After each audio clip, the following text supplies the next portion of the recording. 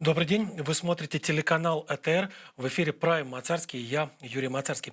А с нами на связь из Грузии выходит мой коллега, журналист и блогер Тенгиз Аблотя. Тенгиз, приветствую вас, спасибо большое, что присоединились сегодня к нам.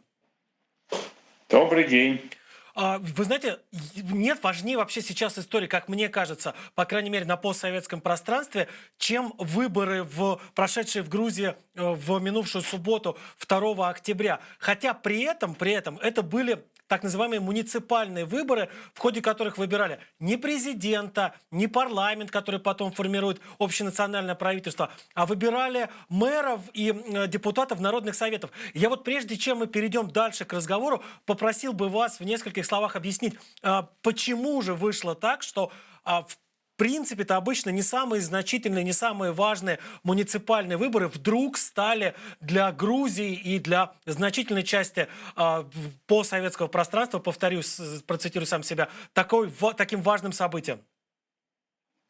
Ну, наверное, в первую очередь это было связано с тем, что Саакашвили прибыл в Грузию для того, чтобы, ну, скажем так, поднять градус на этих выборах. И, видимо, я думаю, что влияние и интерес со стороны международного сообщества, в том числе стран бывшего Советского Союза, скорее всего, связан именно с фактором Саакашвили. Но внутри Грузии ситуация несколько иная, потому что здесь интерес к этим выборам был и без Михаила Саакашвили. И было это по двум причинам. Первое, это немножко такая чуть-чуть далекая история, ну как далекая, год назад. Год назад у нас были парламентские выборы, результаты которых, ну скажем так, не устроили оппозицию, которая считает, что они были сфальсифицированы и настаивает на проведении досрочных парламентских выборов. Потом были переговоры между властью и оппозицией с посредничеством Евросоюза. И было достигнуто соглашение о том, что если на муниципальных выборах власть получит меньше 43%, то будут назначены досрочные парламентские выборы. То есть, с одной стороны, это были, как вы сказали, не очень важные и не очень значительные муниципальные выборы, которые, тем более в условиях минимальных полномочий местных органов власти принципиального значения никакого не имеют. А с другой стороны, это был вроде как референдум по поводу проведения новых выборов. Другое дело, что потом правящая партия от своего же участия в этом соглашении отказалась и сказала, что даже если будет 43%, то досрочных парламентских выборов мы все равно назначать не будем. То есть для оппозиции это был в своем роде референдум, хотя для правительства он такой роли не имел. Это один фактор. И второй фактор был в том, что муниципальные выборы в Грузии всегда рассматриваются как вот некая репетиция перед крупными, то есть настоящими парламентскими выборами. И хотя расстояние между ними сейчас 3 года, но это все равно очень важный сигнал. То есть слабые показатели правящей партии и наоборот хорошие показатели оппозиции – это сигнал к тому, что через 3 года ситуация в стране может измениться, в смысле власть может проиграть. Это раз. И еще очень важно победа оппозиции на местах, которая принципиального значения, конечно, не имеет. Допустим, вот сейчас вполне возможно, что будет несколько оппозиционных органов власти в различных городах. То есть Батуми, например, власть проиграли, и там, судя по всему, будет оппозиционное городское собрание. И это важно психологически. Это как футбольная команда, которая всегда проигрывает, а потом один раз она должна выиграть для того, чтобы у нее появилась уверенность в том, что победа вообще возможна. То есть психологический фактор тут тоже имеет очень большое значение, потому что выборы, как вы понимаете, это не математика, это математика плюс психология, социология и все вместе. И вот эти 3 фактора, то есть Миша, первый фактор, второй фактор – это референдум практически с точки зрения оппозиции, и третий – психологический фактор, который должен показать оппозиции, что в выборах побеждать можно, и должен внести сомнение, вот в какую-то уверенность со стороны власти в том, что она непобедима. Вот это совмещение трех факторов. Скажите, пожалуйста, а вот если возьмем совокупный результат правящей партии «Грузинская мечта», там 46,5, чуть больше 46,5%, судя по официальным заявлениям. Это, в общем-то, такой хороший результат? Или мы можем уже сказать, что потихонечку, полигонечку, но «Грузинская мечта» теряет поддержку грузинского избирателя? Тут вот опять что-то сложно все. То есть, с одной стороны, это гарантирует им какую-то победу, потому что у нас выборы, так же как и в Украине, проводятся по двум системам, то есть партийные и одномандатные. И одномандатники всегда, практически всегда побеждают от власти, потому что это, как правило, местные какие-то толстосумы, которые содержат чуть ли не половину населения региона, и у них там все куплено, все схвачено. Вот один и тот же регион может, скажем, дать оппозиции 50%, скажем, именно по партийным спискам 50-45%, и в то же время отдать 60% представителю правящей партии, который будет, какой-то местный миллионер, который там дает работу какому-то энному количеству своих односельчан или жителей этого маленького какого-то городка. То есть это одна сторона. Но с другой стороны, в 2024 году, на который все, собственно, это и нацелено, о чем мы тут говорим, в 2024 году эта система меняется, будет только по партийным спискам. То есть палочки-выручалочки в лице мажоритарных голосов у власти уже не будет. И эти 47% это означает, что у них будет не 60, как с помощью одномандатников, а 47 это будет 47. То есть, с одной стороны, это, конечно, плохо. Потому что 47 это меньше, чем 53, а 53 у оппозиции. С другой стороны, если все пройдет как сейчас, то эти 47% и даже 45%, даже 44% хватит на то, чтобы в конце концов даже без одномандатников победить. Потому что если присмотреться, то из этих 53% 15% они теряются, потому что эти голоса получили небольшие оппозиционные партии, которые не могут пройти 3% барьер. Там есть партии, которые получили там 0,7%, там 1%, 1,5%. В целом... Что-то у нас случилось со связью. Я надеюсь, что сейчас удастся восстановить связь. Я напомню, что из Грузии, из Тбилиси сейчас с нами на связи с помощью интернета был Тенгиз Аблоти, журналист и блогер. Мы сейчас обсуждаем те самые грузинские выборы, муниципальные выборы, которые прошли в минувшие выходные. И вот благодаря, собственно говоря, Тенгизу мы разобрались, почему это такие важные выборы.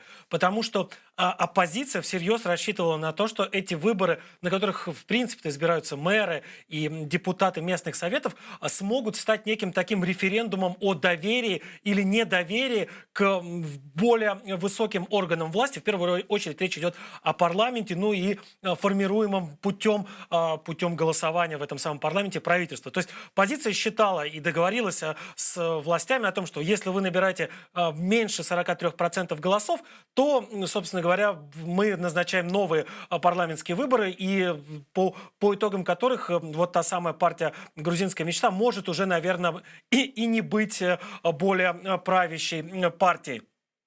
После, как там рассказал Тенгиз, вскоре после этого, собственно говоря, «Грузинская мечта» из соглашения вышла, и вроде бы как с точки зрения правящей партии такой договоренности больше и не было, но тем не менее все равно в среде грузинской оппозиции, в среде тех людей, которые выступали и продолжают выступать против грузинской мечты и во многом против основателя и сейчас, наверное, можно сказать, неформального лидера этой самой грузинской мечты, человека по имени Бидзина Иванишвили, вот они считают, что так или иначе договоренность, несмотря на то, что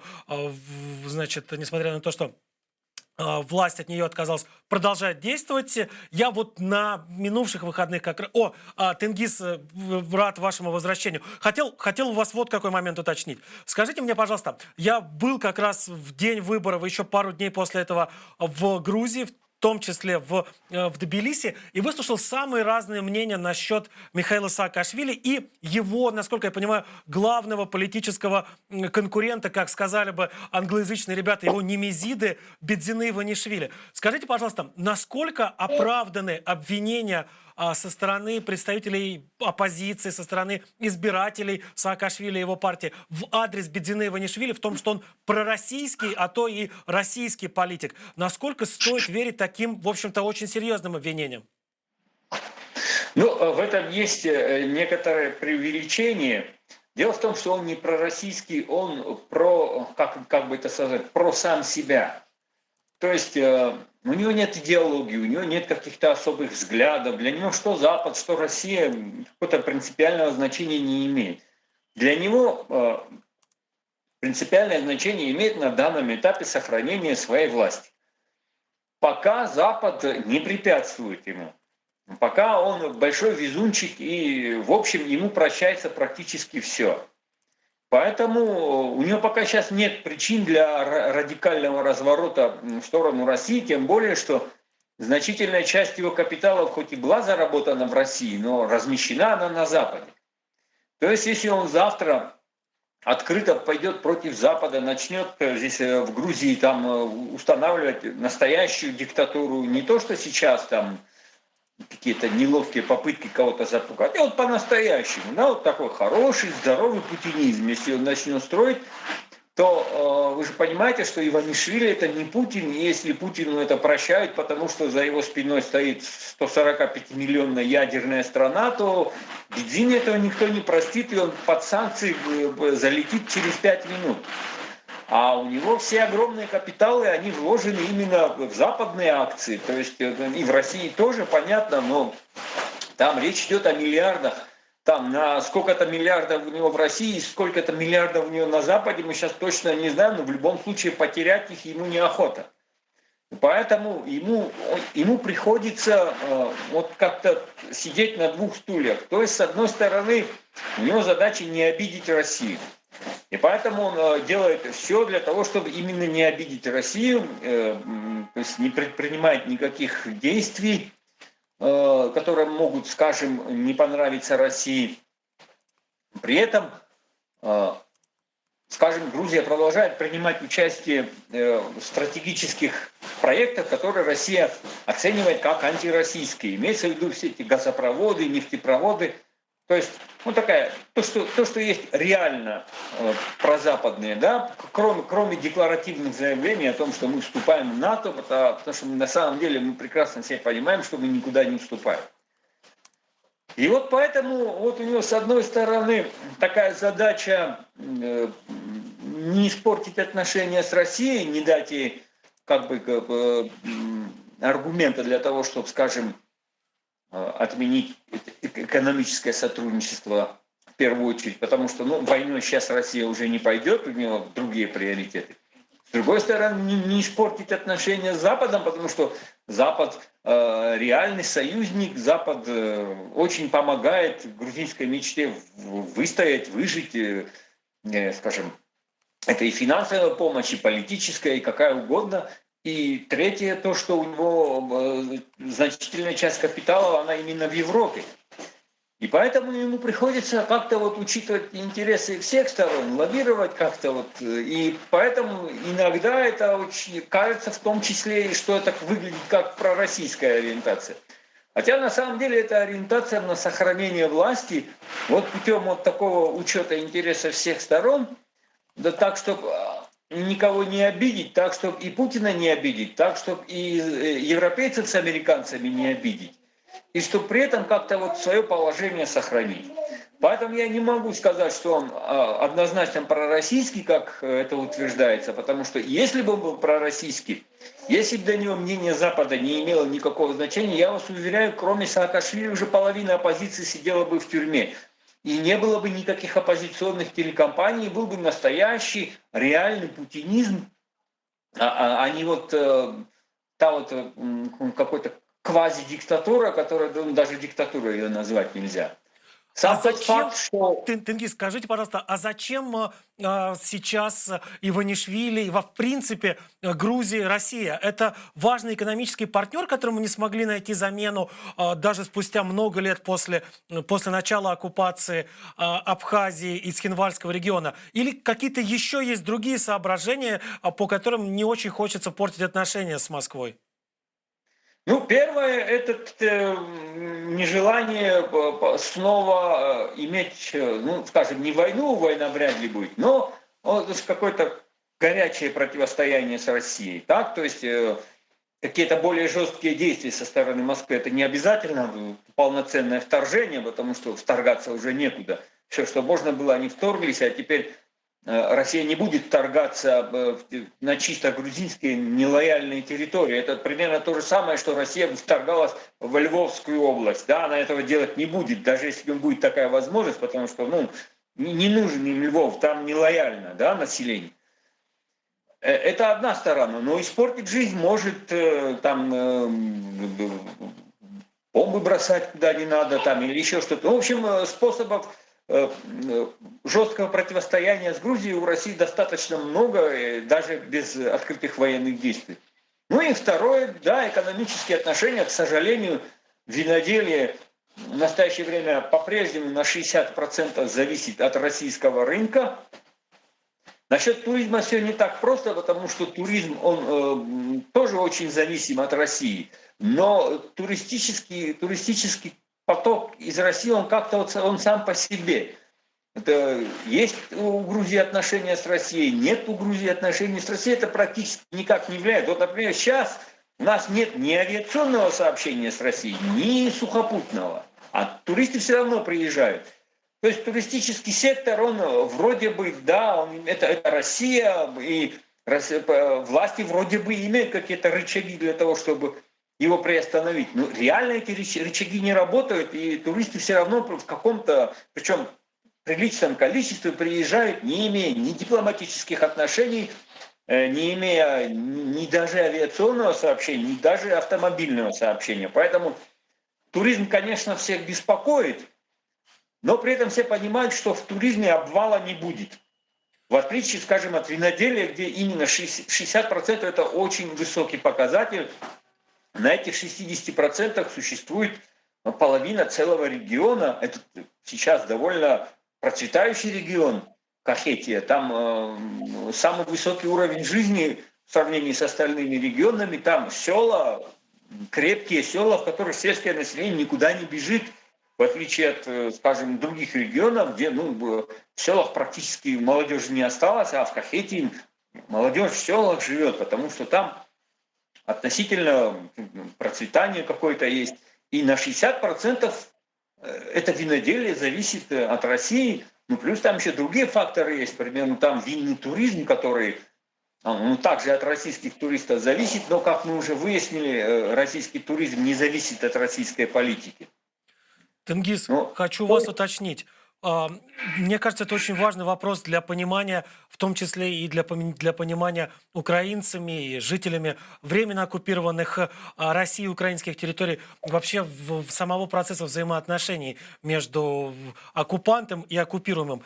Скажите, пожалуйста, жители в Грузии, вот грузинское общество, оно в большинстве своем, вот оно смирилось с оккупацией территорий, оно, ну скажем так, где-то там в глубине души махнула рукой на Цхинвальский регион, на Абхазию, сказала само себе, ну ладно, давайте, черт с ним, оставим за ними и будем пытаться теперь жить как-то дальше. Или все-таки вот эта вот боль утраты, боль от того, что есть оккупация, которая продолжается, и есть опасность каких-то новых агрессивных актов со стороны России, все-таки как-то более болезненно ощущается сейчас грузинским обществом и жителями Грузии в целом?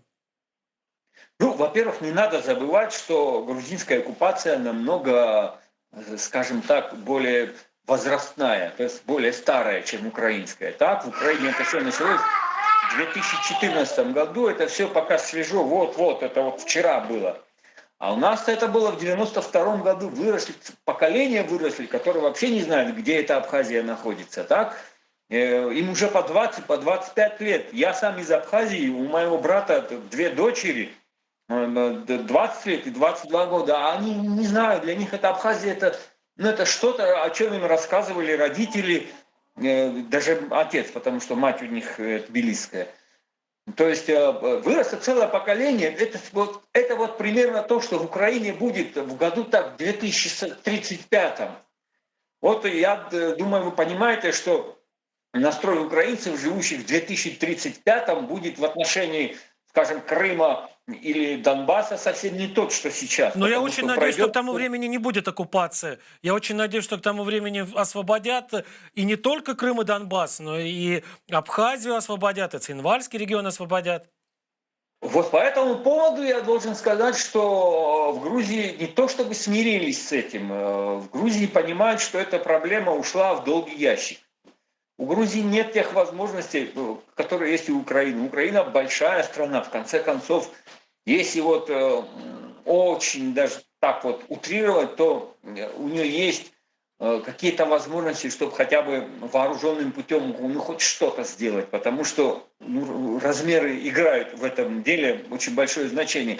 Не забывайте, что Украина даже сейчас вот с отторгнутыми территориями, даже без Крыма, это где-то 42-43 миллиона человек населения. А Грузия это 3,7 миллиона, это меньше, чем Киев. Поэтому у нас настрой, конечно, гораздо менее оптимистичный. Плюс не надо забывать о том, что Донбасс – это Украина, это там украинцы, которым промыли мозги, допустим. Это значит, что это один народ, который по каким-то причинам оказался по разные стороны баррикад, и причем не весь. То есть у меня есть знакомые в Донбассе, которые переехали в Киев после всех этих событий. То есть там есть вероятность, что пройдет какое-то время, и в них вот это украинское начало как-то проснется и будет доминировать над вот этим вот советским. Да, поскольку это все-таки одна нация, то шанс на восстановление каких-то связей есть. Это примерно как Северная Корея и Южная Корея. Да, они сегодня по разные стороны баррикад, но это одна нация, так или иначе.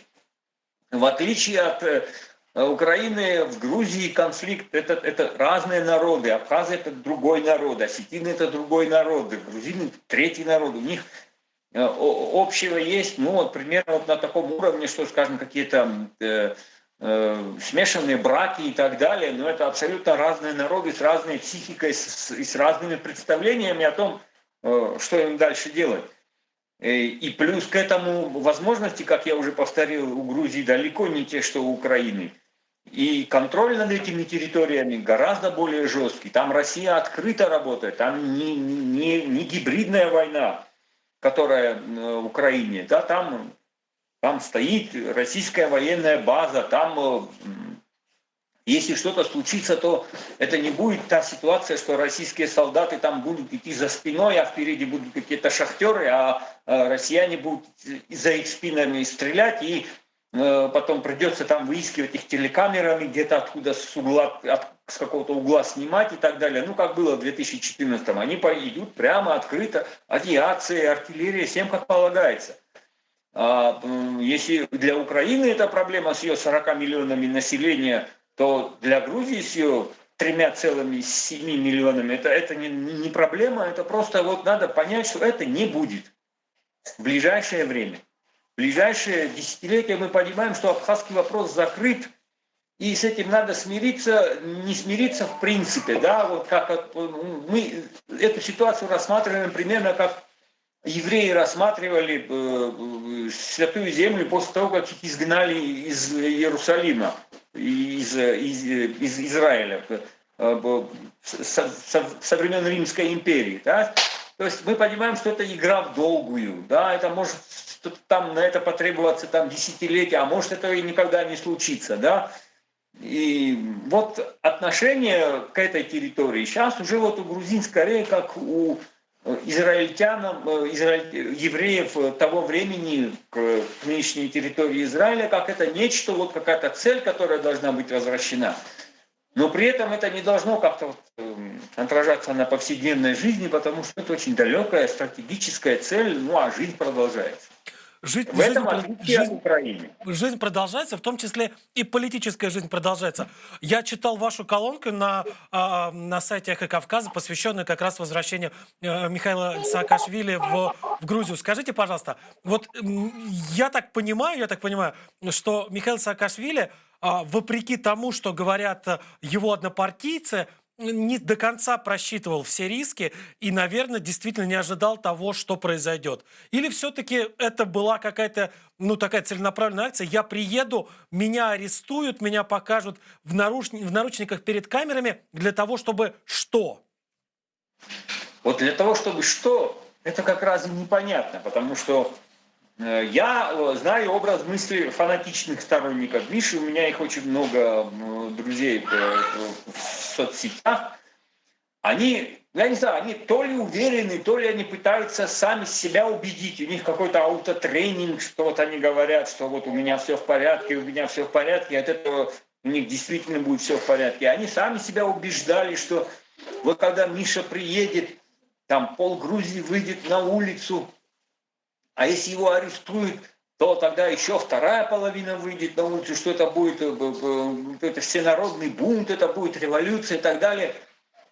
То ли они сумели в этом Мишу убедить, то ли он сам в это верил, сказать очень сложно, но потому что Миша сам по себе человек тоже не очень предсказуемый и эмоциональный. Но даже вот если был расчет на то, что вот я сяду в тюрьму и это вызовет что-то, да, вот это же тоже было непонятно, потому что элементарный анализ, элементарное понимание ситуации должно было ему подсказывать, что его арест ничего не вызовет, не будет массовых демонстраций, не будет революции, перекрытий дорог и так далее, массового бунта. У него есть сторонники, у него масса сторонников, у него 800 тысяч сторонников из 3,5 миллионов. За его партию голосует 30% населения. Это очень серьезный показатель. Но тут ситуация такая, что параллельно с его рейтингом есть еще общегрузинская проблема, которая состоит в том, что в стране преобладает апатия, то есть апатичное настроение, люди не интересуются политикой. Вот я знаю людей, которые голосовали за Саакашвили, которые голосовали за Саакашвили всегда. С 2013 года они за него голосуют, но они не выходили ни на один митинг. Таких большинство. То есть по-настоящему буйных, которые готовы выходить на улицу, на самом деле очень немного. Вот даже когда они готовят акции, то есть анонсируют, вот говорят, что вот через 2 недели мы проведем масштабную акцию протеста, начинают ее готовить, ездят по регионам, собирают сторонников, то есть работают на этом направлении. Да, они просто ждут, что кто-то выйдет на улицу сам по себе. Даже в этой ситуации им одноразово удается вывести на улицу не больше 15-20 тысяч человек. Потом, когда начинается какая-то перманентная акция с какими-то требованиями, эти 15 тысяч человек постепенно сокращаются до 10 тысяч, потом с 10 тысяч до 5 и так далее, и так далее. И в конце концов оказывается, что они стоят на площади, ну там буквально 500 человек и жгут глаголами, там идут страстные выступления о том, что мы сделаем то-то, то-то, но их вокруг 500 человек. Это была реальность, которую мы имеем последние, по меньшей мере 7 лет. Это вот я самый минимум говорю. И нет никаких предпосылок к тому, что вот появление Миши как-то это болото бы пробудило, и вдруг резко те, кто никогда не выходил на улицу, я имею в виду сторонников Саакашвили, я даже не говорю о его противниках, которые не изменят мнение. Речь идет о твердых сторонниках, которые 9 лет за него голосуют. Даже из них на улицу выходит только небольшое количество, а остальные не хотят выходить на улицу, не хотят революции, не хотят никаких осложнений. Он не мог этого не понимать. Но получается, что не понимал. Не знаю, ничего не могу сказать. Вы знаете, я был в понедельник, в минувший понедельник был в штаб-квартире в офисе, собственно говоря, партии Михаила Саакашвили, Единое национальное движение, разговаривал с его соратником Георгием Барамидзе. И Георгий Барамидзе прямым текстом сказал, что я против насилия, наша партия против насилия, но если начнется революция, то мы ничего сделать не сможем. И я сейчас хочу... Он сказал, что знаете, если вдруг начнется восстание, если вдруг начнется бунт, то этот бунт, это восстание, эту революцию начнут не партии, не отдельные политики, а начнет народ. И я потом, уже на следующий день, приехал к тюрьме в воскресенье я встречался с Барамидзе, а в понедельник была акция, вот то, что мы сейчас на экране видим, поехал к тюрьме в Руставе и поговорил с несколькими из тех людей, которые пришли на эту акцию, спросил у них, что их привело туда, под эту тюрьму, и каким они видят будущее Михаила Саакашвили. Я вот сейчас попрошу вас, Тенгиз, давайте вместе послушаем ответы на мои вопросы и потом продолжим нашу с вами беседу. Расскажите, пожалуйста, с какой целью вы сегодня пришли сюда, к этой тюрьме в городе Чтобы Руставе? поддержать Мишу Саакашвили, нашего президента, третьего президента. Мы его очень любим. И очень ждали, чтобы когда он придет здесь в Тбилиси. У него здесь такая сильная поддержка. Человек, который из болота достал какую-то страну и превратил его в государство, не может и не имеет права сидеть в тюрьме. А те, которые его посадили, сами окажутся скоро здесь. Что такое власть? Власть держится на воле народа, да? У этой власти никакой поддержки нет. Зато есть у него. Вот и все. Мы за Саакашвили. Он наш президент, лучший президент. Мы хотим свободу, мы хотим хорошую Грузию. Михаил Саакашвили сделал все хорошего, и его посадили в тюрьму. Это неправда, это нехорошо. Где бы он не был, он везде будет хорошо работать. Но мы хотим, чтобы он был для Грузии хорошо. И чтобы он построил у нас все, что было замечательно. Он построил город, он построил государство, но его выгнали плохие люди.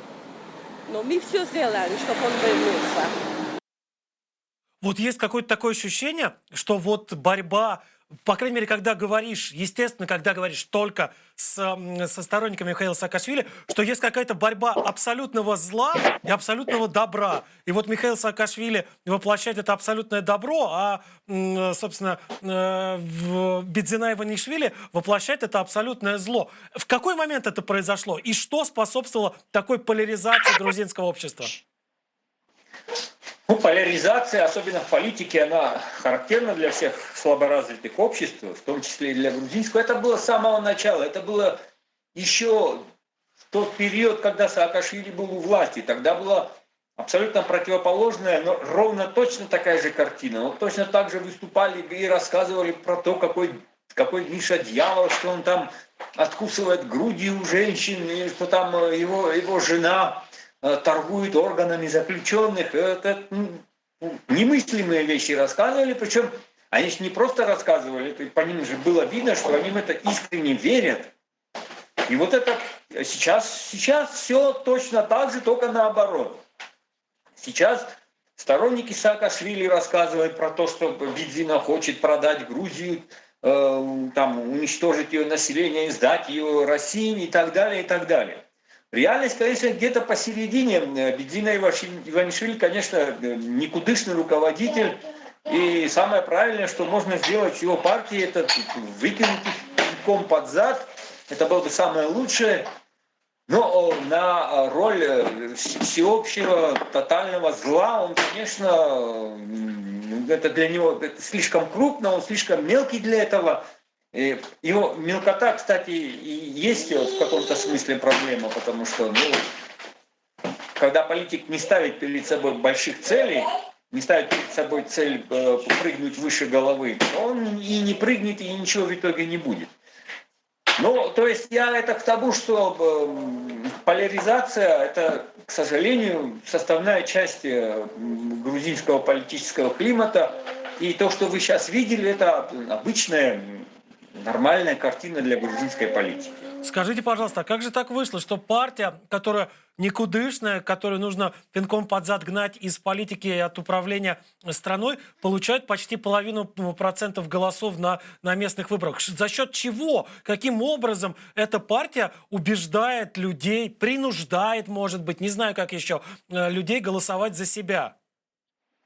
Три фактора есть. То есть идейный фактор.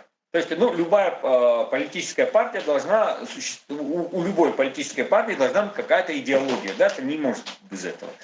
Поскольку там Запад, Россия и так далее, это для них далеко, там левые, правые тоже, в общем-то, для них никакого значения не имеет. У них есть одна идеология, это антимишизм. Они ненавидят Мишу. Вот в этом состоит их идеология. Их привели к власти те, кто ненавидит Мишу. Их держат к власти те, кто ненавидит Мишу. И они сами тоже ненавидят Мишу. В этом есть их суть. В этом есть их идеология. Исходя из этого, то есть идейная основа грузинской мечты — это 10-15% населения, которое ненавидит Саакашвили. У всех на это какие-то свои причины. В основном это те, кто при его власти пострадал. Я в ангелов с крылышками не верю и могу предположить, что значительная часть из этих пострадавших пострадала заслуженно. Хотя наверняка есть какая-то часть, которая попала под пресс или, как обычно говорится в таких ситуациях, что лес рубят, щепки летят, но от этого щепкам, конечно, им от этого приятнее не становится. Вот эти 10-15%, которые ненавидят Мишу. Это одна часть. Вторая часть – это государственный аппарат. В Грузии 320 тысяч бюджетников. Это где-то 10% взрослого населения Грузии. У них есть еще родственники, у этих бюджетников. Как минимум у каждого по 2-3 родственника сидят на шее. Очень часто это единственный кормилец в семье, у которого зарплата, у которого кредиты, там, ипотека и так далее. Эти 320 тысяч человек кровно заинтересованы в сохранении стабильности. У нас очень плохая практика, которая существует, опять же, десятилетия, что когда меняется власть, она начинает перетряску бюрократии. Меняют министра, министр меняет заместителей, заместители меняют начальников департамента, начальник департамента меняет еще кого-то. И в итоге у нас сложилась такая ситуация, когда 320 тысяч сотрудников бюджетных структур, а это не только бюрократия, это имеется в виду там учителя, пожарники там, и так далее. Большинство из них боится того, что вот когда придет другая власть, нас опять начнут перетряхивать. Значит, опять начнут нас снимать, на наше место будут опять сажать кого-то другого и так далее. Это для них лучший стимул к тому, чтобы идти голосовать за власть, потому что власть для них – это олицетворение стабильности, олицетворение того, что их зарплата никуда не денется. Для них это сейчас самое главное. Вот добавьте к этому, то есть 320 тысяч человек плюс 3-4 родственника как минимум, которые сидят на его шее. Это часто супруг, это мужчина или женщина, неважно. Это дети, совершеннолетние, несовершеннолетние. Это могут быть родители, престарелые, которые тоже не работают, живут на пенсии. И вот эти 320 тысяч человек, которым в руки смотрит как минимум по 5 человек на каждого из них, это тоже резерв правящей партии. Но добавляем 10% еще 10, 15, 20 вот таких же.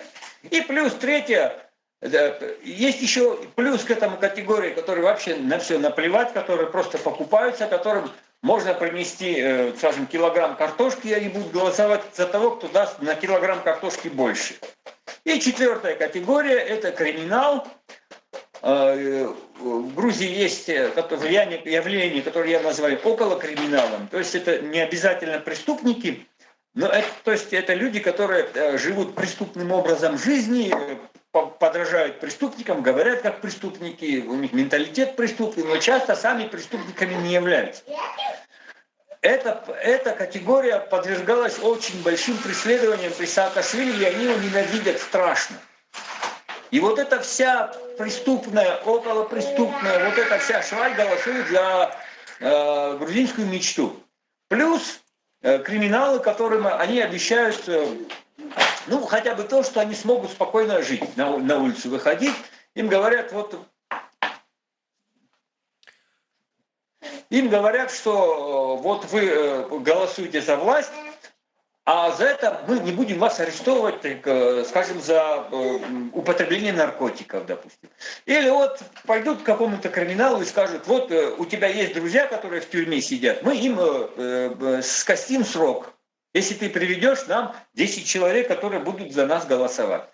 Этот околокриминальная среда вращается между собойчики, они приводят своих родственников, те приводят своих друзей, которые без этого криминалы и околокриминалы на выборы не ходят, у них политическая сознательность отсутствует. Но вот если таким образом их заинтересовать, если таким образом их родители, их братья тоже пойдут на выборы, это тоже какие-то 5% населения будет. Вот сложите все эти 4 фактора, и получается у вас вот те самые 45%. То есть мы начнем с того, с чего вы начали. Самое главное это, или одно из самых главных, это вот тот самый административный ресурс. Ребята, вы бюджетники, вы от нас зависите, поэтому голосуйте за нас. Но ведь когда-то этим самым административным ресурсом распоряжался, им располагал Михаил Саакашвили и его партия, его люди. За счет чего удалось Иванишвили и его людям вырвать административный ресурс у Михаила Саакашвили? Какие такие у них были в тот момент инструменты, что они из оппозиции смогли превратиться в партию власти, еще и около 10 лет уже сохранять за собой эту позицию? Ну, во-первых, они не смогли до конца отобрать административный ресурс, потому что в 2012 году грузинская мечта получила 55%, но партия Саакашвили получила 45%. Эти 45% в тот период, когда уже практически обычных вот таких рядовых сторонников у партии Саакашвили не осталось, из-за известных, наверное, вам видеокадров о пытках в тюрьмах, да, это был очень тяжелый удар для сторонников, я имею в виду обычных, вот, простых граждан, которые просто ходили на выборы и голосовали за Мишу, и за его партию. То есть эти 45%, которые они в итоге получили на выборах, это все равно, это и был тот самый административный ресурс, который они до конца не смогли вырвать. А победила мечта тогда за счет того, что на падение рейтинга правящей партии добавились также ожидания в связи с Бедзиной Иванишвили, потому что у Бедзины Иванишвили была репутация мецената, который начнет раздавать деньги, это для самого низшего слоя, да, то есть для самых халявщиков, которых они сумели вывести на улицу. А была вторая категория, которая решила, что вот он раз сумел добыть для себя 6 миллиардов, то значит он хороший управленец, знает дело, и если он для себя сумел что-то сделать, то, наверное, сумеет что-то сделать и для страны. Если бы в 2011 году не появился Бедзина Иванишвили с его репутацией мецената и с его 6 миллиардами долларов, я вас уверяю, национальное движение сейчас было бы у власти. И плюс к этому национальное движение, конечно, добили вот эти видеокадры, которые, это было, наверное, одно из немногих вещей, на что нечем было возразить и нечего было ответить. Если бы не эти видеокадры из тюрем, то, возможно, они бы даже в этой ситуации они могли выиграть выборы, с очень небольшим процентом, но все же выиграть.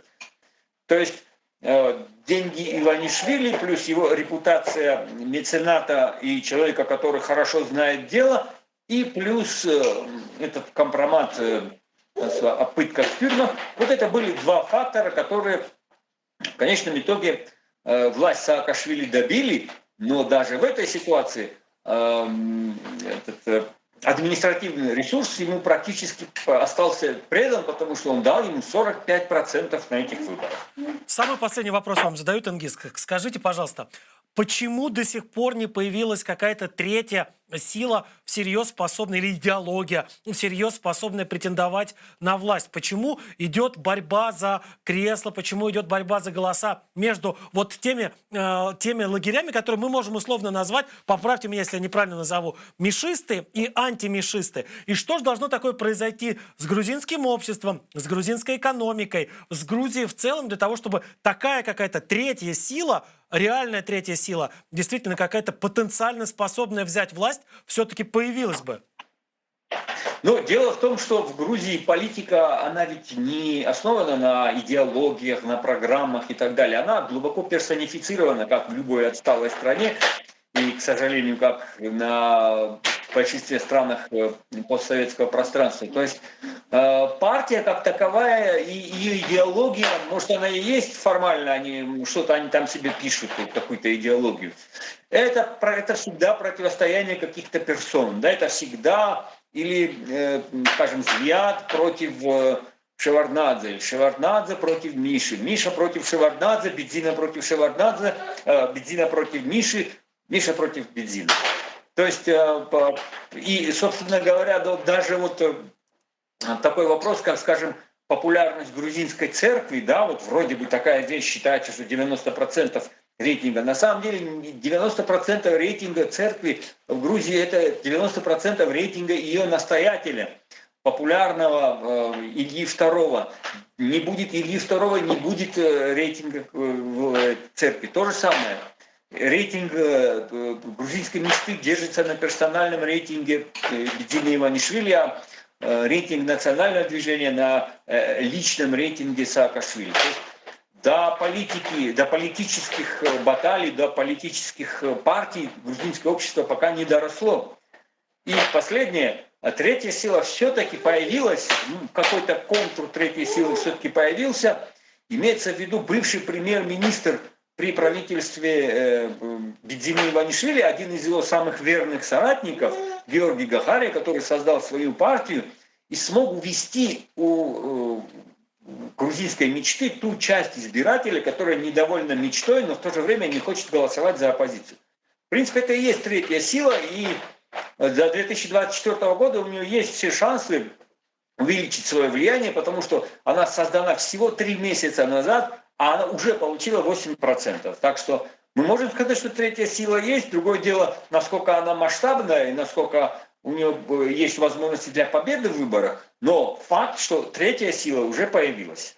Спасибо вам большое, Тенгиз. Благодарю вас за подробное объяснение того, что сейчас происходит внутри грузинской политики, вокруг грузинской политики. Напоминаю, Тенгиз Аблотя был гостем сегодняшнего Prime Мацарский. Мой коллега, журналист, блогер из Грузии, из Тбилиси. Он выходил с нами вот через интернет на связь с редакцией телеканала АТР. Я вот буквально несколько слов после разговора с Тенгизом до конца своей сегодняшней программы произнесу, и будем уже прощаться. Я уже успел рассказать, что провел несколько дней в Грузии, что я был в Тбилиси, что я был в том городе Руставе, который находится не очень далеко от Тбилиси, где сейчас в тюрьме содержится Михаил Саакашвили. Действительно, была организована акция. Она была организована в первый рабочий день после как раз муниципальных выборов. И это был, по-моему, 3-й день, когда Михаил Саакашвили уже находился за решеткой. Акция была организована в первый рабочий день, в понедельник, в 15 часов дня. И я еще так, даже когда общался с представителями той самой партии, национального движения, организатором, вдохновителем, который является Михаил Саакашвили, удивлялся тому, что, значит, а почему вы назначаете акцию на рабочий день, и причем еще в разгар этого самого рабочего дня. Они мне утверждают, что ничего страшного, люди найдут возможность, найдут способ выбраться, поддержать Михаила Саакашвили, что так или иначе соберется большая толпа, что так или иначе те, кто его поддерживают, каким-то образом смогут свои планы скорректировать так, чтобы приехать туда, приехать к этой тюрьме. Вот, кстати, эта тюрьма, вы видите ее на кадрах, для того, чтобы поддержать своего лидера. И действительно, там собралось ну, по крайней мере, 3000 человек там собралось. Плюс ко всему там было огромное количество журналистов, там было огромное количество, естественно, правоохранителей. В какой-то момент даже дорога, улица в городе Руставе, на которой расположена эта самая тюрьма, оказалась перекрыта вот этим огромным количеством людей и автомобилей, которые были там, на которых люди приезжали, автобусов, на которых люди приезжали. И я вот разговаривал с теми людьми, которые туда пришли, которые туда приехали поддержать Михаила Саакашвили, и среди прочего задавал так, не на камеру, не под запись, но тем не менее задавал вопрос, а как так получается, что здесь такое большое количество народу собралось? А вот рабочий день, разгар этого самого рабочего дня. И люди так мне говорили, слушайте, ну вот благодаря стараниям значит, Иванишвили, которого они, как мы уже вот сейчас с Тенгизом обсуждали, в нем видят то самое главное вселенское зло. Благодаря стараниям Иванишвили в стране 60% безработных.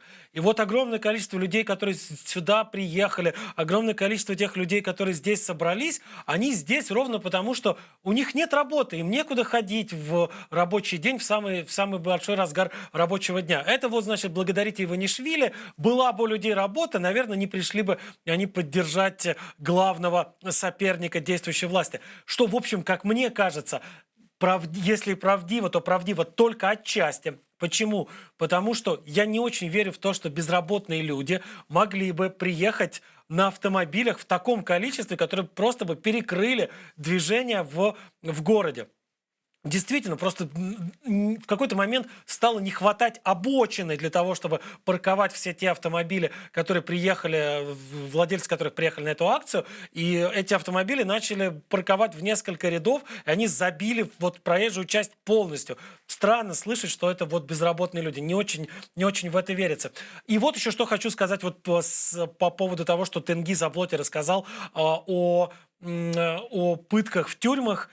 Действительно, в какой-то момент появились видеозаписи, а вслед за видеозаписями появились свидетельства тех людей, устные свидетельства тех людей, которые пережили пытки в камерах. И интересно следующее. Вот часть тех людей, которые активно поддерживают Михаила Саакашвили, говорят о том, что, слушайте, но да, действительно, были пытки в камерах, были издевательства над людьми, действительно там в камеры, рассчитанные на 30-40 человек, отправляли сотню и больше человек одновременно. Но это же мы делали, или там он делал для того, чтобы там часто прибегал к незаконным методам для того, чтобы утвердить законность, что он таким образом пытался, то есть это же пытали и там издевались не над рядовыми людьми, не над его какими-то, значит, политическими противниками, пытали откровенный криминал, пытали разбойников, пытали насильников, пытали убийц, издевались над ними для того, чтобы они поняли, какое зло они принесли Грузии и грузинскому народу, и никогда впредь ничего подобного не делали бы. То есть вот такая логика: незаконным путем восстановить законность, принудить преступников не быть больше преступниками. Но для какой-то, и, судя по всему, для достаточно значимой части грузинского общества, вот именно эти методы стали тем, после чего они никогда не смогут, наверное, поддержать Михаила Саакашвили. И мне в Тбилиси и в Руставе тоже встречались люди, которые говорили: слушайте, он террорист. Даже если он делал то, что он делал, даже если он отдавал приказы, значит, издеваться над людьми в тюрьмах для того, чтобы в конце концов сделать страну более свободной, более счастливой, это не те методы, которыми делают страну более свободной и более счастливой, вопреки всем заявлениям власти, тогдашней власти, собственно, Михаила Саакашвили и людей из его окружения. Это терроризм чистой воды. Нельзя заставить людей жить по закону, используя для этого противозаконные методы. Вот, собственно говоря, я так понимаю, что в следующей программе или в одной из следующих программ надо будет вернуться к рассказу о Грузии, надо будет, может быть, еще какие-то подробности происходящего там в политической жизни этой страны обновить и в памяти моей, и в памяти зрителей телеканала АТР. Но на сегодня программа уже закончена. Прайм Мацарский и я, Юрий Мацарский, прощаюсь с вами. Увидимся и услышимся через несколько дней. Всего хорошего.